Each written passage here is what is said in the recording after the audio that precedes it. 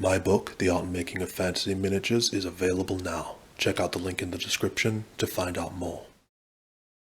This is a review of Assassin's Creed Unity Abstergo Entertainment Employee Handbook, and this is a book done in a similar spirit to the Assassin's Creed Black Flag Blackbeard Lost Journal, which I've reviewed previously. It's probably a good idea to watch that video first, as I'll be referencing it a bit in this one. Now, before we get into the book, I want to preface it by saying that this is going to be an even more detailed critique than usual, which means it's probably going to feel overly critical and nitpicky, but I really don't want to scare you away from this book, because despite its shortcomings, I really do like it and think many other Assassin's Creed fans will feel the same, even if you don't like Unity. As ever, my goal is just to make sure you understand exactly what you're getting and its limitations. Plus, I wouldn't waste my time doing such a detailed breakdown of the book if I didn't think it had so much unrealized potential, much like the Black Flag book. Because rather than saying a book's all good or all bad, I think it's much more constructive for readers, reviewers, authors, designers, everyone to promote critical thinking about a book by breaking down the success or failure of individual elements and assessing if they're being implemented in creative or intelligent ways. So with that being said, let's get into it. So the premise for this book is really good, much stronger than Blackbeard's journal, which didn't really live up to the Assassin's Creed identity of blending the past and the present. So as you may recall, in Unity, you take on the role of a newly recruited Assassin Brotherhood initiate and play through Arno's memories. Whereas in this book, you're on the other side as a Templar agent who has been given this book, which is a collection of the case files and notes relating to Arno's life and world compiled by a previous Abstergo research analyst. Now, that's an immersive premise if ever I've heard one, much more so than Blackbeard's journal. Unfortunately, both the writing and the art and design struggle or often don't even attempt to live up to that concept, and certainly never take the idea any further, which was much the same issue I had with the Blackbeard book. It never realizes its true creative potential despite so many easy and obvious ways it could do so. The whole thing feels set up for a deeper level of immersion and interaction that is ultimately never achieved, and that's really frustrating. A perfect example of this is the physical documents included, which are always the most fun part of these sort of books. But like the ones in the Blackbeard journal, they are very few in number, very uninspired, not well thought out at all, and just very disappointing. Like here we have the Abstergo mission statement, just a piece of paper, nothing else on it. Boring. The elements I actually think are the coolest are these little folder labels that divide the chapters. They really help make it feel like a genuine dossier and so have a purpose. And so as you can see here, this first chapter is the Abstergo employee welcome booklet that describes all the exciting projects that the company's working on and what a wonderful place it is to work. And it's accompanied by some other nice documents that are printed directly onto the page, like a signed NDA and an Animus FAQ. Now what's weird is this chapter is really the only one that represents the idea of this being an employee handbook, and it's only 20 pages. Which makes me think that calling this an employee handbook is a rather unfortunate title, because it's a kind of misleading and deceptively boring title that doesn't represent the true nature of the book, which is much more interesting than an employee handbook would suggest. So here we have a little post-it note. I think that's a good example of a successfully implemented physical piece, but it's weird because there's only 3 physical ones and the rest are just printed onto the page. Now here's an example of one of my main issues with the book, and that is where most of the book is wonderfully designed. So much effort and thought has clearly been put into it, but then that's glaringly juxtaposed with areas that are none of those things, and it drops the ball. So here, for example, are proposed Helix character experiences, and the page just feels so sparse, like the brief description and sketch was just dumped on this page. I know it's meant to be a work in progress, but they could have had more notes, like ideas crossed out, and just presented it in a more immersive way with more to look at or read. Like here we get into the assassins, and again, see how the images feel dumped and presented like a normal art book might? Likewise, the QR code just randomly dumped onto the page without any design integration, and so none of it's playing up the idea of the book. Like in the context of this being a real in-world book, what are these pages physically supposed to be? Did someone at Abstergo really just print a parchment-colored page that looks like this? The design is no longer supporting the story. Although the stuff here is funny, they sort of describe the assassins from Abstergo's perspective, so portraying them as disreputable murderers. Then we get to Arno, starting out with his early life. Now, the way the book sets itself up suggests that you, the Templar agent, are reading this as a briefing prior to and concurrent with experiencing Arno's memories yourself, like you do in the game, but from the Templar side. But the book explains very little of the Unity story and characters, and this is a very good thing, but I'll explain why later. But as it is, even Arno's life, which appears to make up 3 chapters, is really only glossed over. And so the book seems to assume that you've played the game and know the story, which I think is great because it means you're not rereading a bunch of the same stuff you already know. Many of the documents aren't given any context or explanation. You have to have prior knowledge to fully understand the references, so you definitely want to have played the game before reading this book, which is how it should be with any tie-in book. Speaking of which, in the Blackbeard's journal review, I mentioned that book was completely accessible and enjoyable to anyone, even if you've never heard of Assassin's Creed. But as you can probably work out based on what I just said, that's not the case with this book. There is quite a bit of what you would call Assassin's Creed lore in here, but I would not go so far as to classify it as a lore book in any sort of thorough sense. Nor are there any major revelations or new or secret information about the series in here. I think all of that's fine though, but worth being aware of at any rate.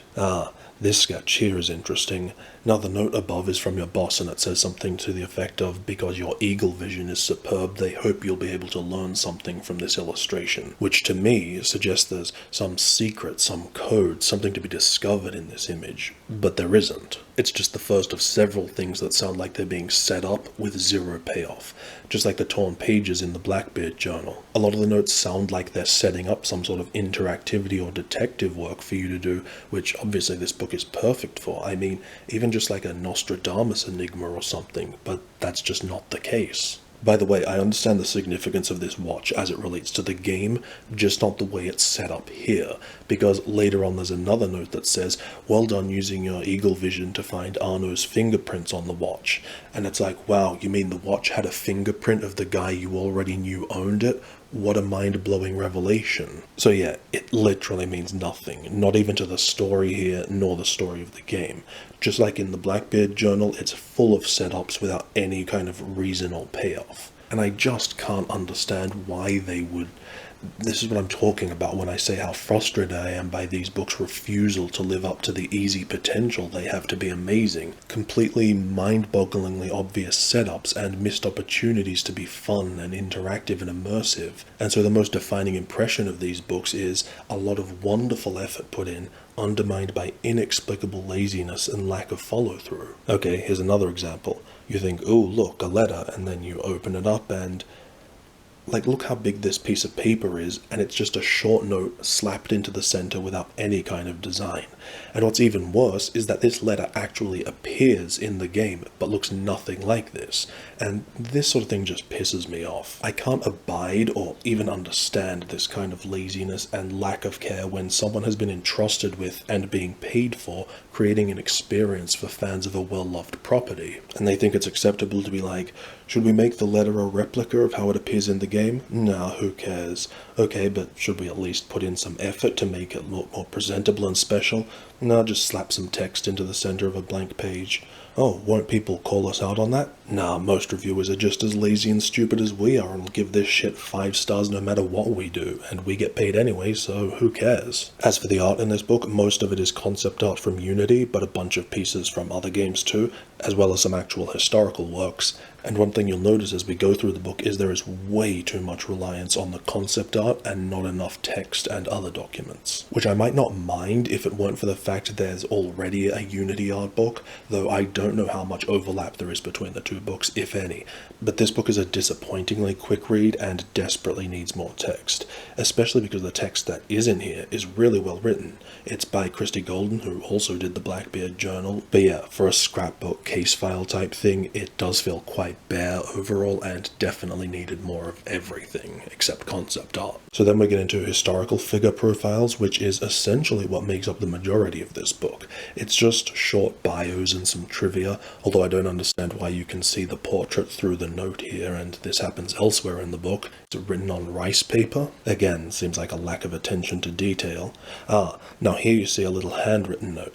These are usually the best parts of the text in these sort of books, and they're really good in this book too, except that they aren't used nearly enough. As we're going through, you'll see there are plenty of letters and stuff, but hardly any notes in the margin, which is something this book would have benefited greatly from having more of. Usually these sort of notes help alleviate the more boring but necessary content, where you have a character commenting on stuff, or sometimes multiple characters having banter. So for example, the historical biographies or Abstergo's corporate documents, I think it would have been much better to have an assassin or even the research analyst who compiled these files adding to it through handwritten notes, revealing Abstergo's true intentions, or even just some funny, snarky comments. Again, see this spread, there's not a lot going on here. It just looks very samey without anything adding extra interest. Oh yeah, and see this portrait?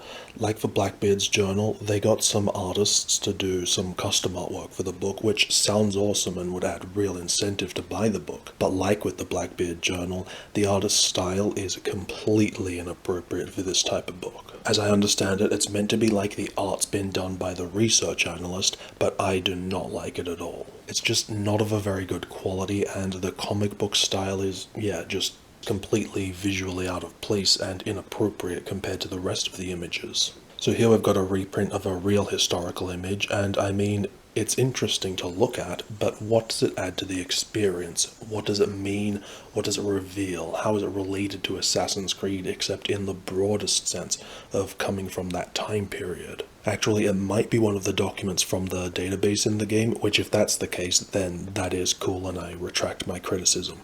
But even if that's true, it's still completely thoughtless in other ways. Parchment colored on one side, white on the other, and worse, the glue is stuck right on top of the text, so you can't read the first paragraph beneath it. And I'm not going to rip it out because 1, then it'll just be loose and fall out, and 2, I can just tell that doing so would tear the actual page. One of the most positive things I can say about the book is that there's an actual story to follow throughout, which I won't go into the details of because it's more enjoyable if you experience it yourself, but basically it's about the experience of the research analyst you've taken over for, and it plays out via his notes and correspondences with his bosses at Abstergo, and then that story is supported by different types of documents, like here you see an informational sheet called The Bleeding Effect and You, which is relevant to what's unfolding in the story. And see how there's that difference between that document, which, despite not necessarily being interesting in and of itself, has relevance and purpose, which then makes it engaging, as opposed to that historical flyer on the previous spread, which was kind of interesting as historical ephemera, but didn't have any relevance and so was not particularly engaging. And so I found the story, while only a very light narrative thread, was really well done, especially because without any sort of story, this book would have still worked fine, but the fact that there is a story throughout adds so much to the experience and engagement. The only negative I have to say about the story, or rather its premise, is that it's often very unclear and inconsistent as to who you, the reader, are, what role you're taking on, if any. Sometimes it feels like the book is designed to make you feel like you are the Templar agent, like I described at the start, but then other times that role is yanked away and you're relegated to the position of a detached reader looking over the actual agent's shoulder. So that really could have been a lot clearer and more consistent. See, here's another example of a good use of a physical document. The actual note itself isn't any more important or interesting than any of the others that are just printed, but the fact that it's burnt around the edges is reflective of what's going on in the story, and so perpetuates the immersion, rather than just being pointless or superficial. Not that there's anything necessarily wrong with them being superficial or just for the sake of novelty, it's just much better when they support the story. I was really surprised by how much more I enjoyed this book than Blackbeard's journal, because I mentioned in that review how I hate the modern day stuff in Assassin's Creed. In fact, my favorite thing about Unity was how the present day aspect was almost completely abandoned in the game. The irony of which is this Unity book is responsible for me actually becoming interested in the modern story for the first time, which is something the games have never been able to do. And I think that's quite revealing as to why expectations are so important in how we respond to things, because when I get an Assassin's Creed game, I'm excited to explore a historical setting and stab some famous people, only to keep being pulled away from that to office buildings and ancient aliens bullshit. Whereas right from the cover, this book projects that it's about the modern stuff, so I'm able to be more receptive to that because it's what I'm expecting. But anyway, here's another very poorly realized section. It's about the titular Assassin's Creed. Look at how basic the page design is and how empty it feels. No background ephemera or design elements. It just doesn't look like something that would actually exist at Abstergo. It's awful. Could they really not have presented it to be more in line with the idea of what this book is? And then this part, which is on the assassin's blades, is also thoughtless and lazy. This looks like how the page would be designed in a normal book, like the Essential Guide or something. For a book like this, it needs to look like a manual or Da Vinci schematics. And what's really weird is, here, take a look at this. I found this image from an online store's listing of this book. I apologize for the image quality, but this is how big it was on the site. But these pages don't actually appear in the book. So were they early preview pages that were cut out or redesigned before the release? Or is this a mistake in the listing and these pages are actually from some other book or something? I don't know. But it's weird because the pages on the right are about the hidden blades and is exactly how it should have been designed for this book. So I can't help but wonder, was this originally how it was designed for this book and then they inexplicably changed it into something way worse? Likewise, I also found this image that shows a slightly different cover and those lower right pages also don't appear in the book. So I don't know what all this is about, but my point is these pages should have looked like that, not like this. I mean, this is a little better. Okay, see the plane ticket? That's pretty cool. And notice how the QR code is integrated with the design in an intelligent way. Like a ticket could actually have a barcode there, as opposed to the earlier one that just was dumped randomly onto the page. This is why this book is so frustrating. I just can't reconcile how both these completely opposite approaches can exist under one cover. But I absolutely hate QR codes in books. I mean, I hate any movies, games, books that have some sort of online component, because books, contrary to what we might think, are a lot more permanent than websites because they often disappear, of which this book is a perfect example because the codes no longer work. If you scan them, it links to a defunct Insight Editions website, so now that content is gone, which is absolute bullshit that they would include these QR codes in the book and they're not even plan on supporting it while the book is still in print and being sold on their website. Ridiculous. In fact, I contacted Insight Editions about this and they said they'd look into it and get back to me. They never did, so I sent 2 follow-up emails, but they just completely ignored me. So yeah, well done Insight Editions. Nothing like rude and incompetent customer service to give a company a good name. So I've never actually seen what the online content was, but in the book it's described as being a link to the agent's new assignment, so obviously content relevant to the story that is now no longer accessible. This is just the epitome of why I hate books with online components or apps and things. If you know of anywhere this stuff is archived or even just pictures of that content, definitely leave a comment on where that can be found, as I, and I'm sure many others, would be very grateful for that. Again, I think this illustration style is just so inappropriate for the book and subject matter. It stands out in a really bad way. This is good. It's a heavily censored note from Desard, has no relevance to the story on any level, but it's entertaining and creative, and so is an example of novelty used appropriately. Also, see on this spread there's quite a bit going on. It's the scrapbook thing done appropriately, nice and packed with a variety of stuff. And then you turn the page and you see a spread that represents the other half of the book, just empty. This is what I mean when I said it feels a little light and needed more. Ditto this spread, see, there's just not much here. I saw a very similarly designed book, also by Insight Editions, called September's Notebook for the TV show Fringe, and just from flicking through it, it was so much more impressive in terms of the quality and quantity of the contents and text and design, the variety and creativity of the documents, both physical and printed, which really highlighted what I would have expected more of from this book. It's the exact same idea, just just done infinitely better. Well, except for the fact that book had a ludicrous number of stills from the show. So here we have a little love note from Elise, which is cute, but again, if you only have X number of physical props you can include in the book, shouldn't they be made a little more special? Whereas if this was all the effort they were going to put in, it might as well have been printed on the page.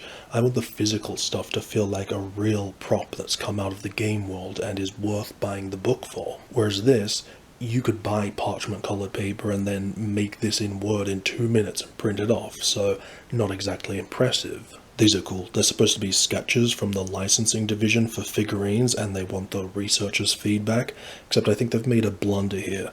This note says, it's almost as if Arno is shielding her, which is clearly not the case, so I think they've mixed up the captions. So again, as you can see here, and have probably noticed throughout, the majority of this book is made up of bios on historical figures or stuff relating to the story of the research analyst that's playing out in the book. And those aren't bad things at all, I just want to reiterate it so you understand what to expect. In fact, the thing I really appreciate most about this book is that compared to all the other Assassin's Creed books, Blackbeard's Journal, the Encyclopedia, the Essential Guide, the art books, and so on, is that this book is the best at not just rehashing the story and characters as it happens in the game. Naturally, there is a bit of that and retelling basic info about Eagle Vision and how the Animus works, etc., but it tries to show that stuff in novel or interesting ways. But there's very little retelling of the actual story for Unity of Arno's adventures. The focus is on stuff that surrounds the stories or supplements it, which just makes it so much more worthwhile to read as a fan. And it's sadly such a rare thing for these type of books to be respectful of the fact that as a fan you know all the stuff that happens during the game and don't need your time wasted having it all repeated. So I definitely think that's a commendable aspect of this book. So then this last section's just about First Civilization nonsense.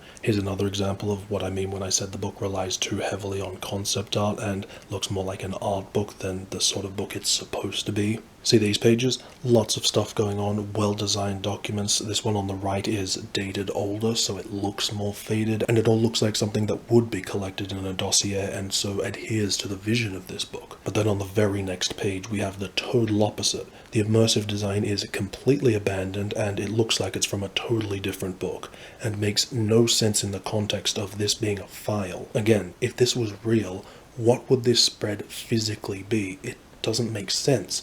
And so see, this is just the epitome of the whole frustrated point I'm trying to make about this book, where you have thought, intelligence, creativity, and hard work a page turn away from absolute laziness, thoughtlessness, and deplorable refusal to extend itself to take advantage of even the lowest hanging fruit or be remarkable in any way. And so ultimately, it just feels like another wasted opportunity where a lack of effort has resulted in a book that should have easily been incredible is frustratingly reduced to being just pretty good. In the interest of ending on a positive note, I will say one of my favorite things about this book when comparing it to Blackbeard's Journal is just how different they are while still being very much conceptually related. And I think that was a very smart decision. It would have been so easy for them to basically just do the same sort of journal with a Unity coat of paint on it, but because they are so different, that variety really helps to build a broader, more immersive Assassin's Creed universe, as opposed to a lot of games that have a series of these types of books like, I don't know, Diablo, for example. All of the books are so similar in concept and direction and look too uniform to feel realistic or like they really belong in that world. Whereas this varied approach is not only more realistic, but it helps keep the excitement and novelty fresh. I know I've given this book a lot of shit in this review, but that's only because I see how much unrealized potential it has, and so it's such a shame that they haven't made any more because Assassin's Creed is a franchise that lends itself so well to these sort of books. Like if you messed around on Layla's laptop in Origins, you'll know they created so many cool documents and correspondences and things that most people will never experience because they want to get back into the Animus. And so repurposing that stuff as a book would have been really cool, or even better, I wish they could have released William Miles's codex with Gavin's notes deciphering the puzzles and stuff. Before Blackbeard's Journal, there actually were 2 other little in-world books released, one of them with the codex edition of Brotherhood, and George Washington's notebook came with the collector's edition for Assassin's Creed 3. I didn't find them substantial enough to be worth getting, but you may want to look into it. But despite them sadly giving up on these sort of immersive books, there are still a bunch of other Assassin's Creed related books to look forward to that I will be reviewing in the future.